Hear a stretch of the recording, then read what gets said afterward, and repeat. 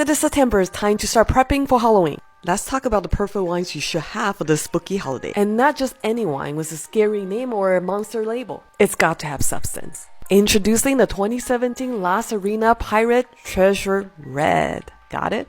If you're not familiar with La Sirena brand, it is started by the legendary Heidi Barrett. She's literally one of the most badass winemaker in all of Napa Valley.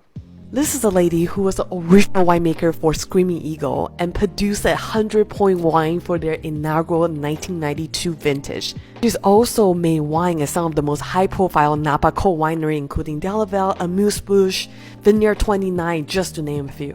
She is the queen of California cold wine, but most of the wine she made is not really in our everyday drinking budget. With a couple of exceptions, including the La Sirena wines, that is her own winery that she started in 1994.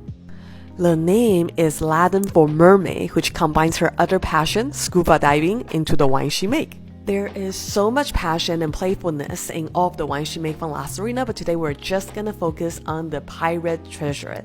The treasure bottle is kind of short and squatty, supposed to represent like a rum bottle. The wine is always a blend, and the label is literally a treasure map. Isn't that the cutest thing? Kind of the idea of a mixed treasure from the 7th sea. And the 2017 vintage is the first time they've only included 4 varietal because they lost a few grape sources due to the 2017 fire.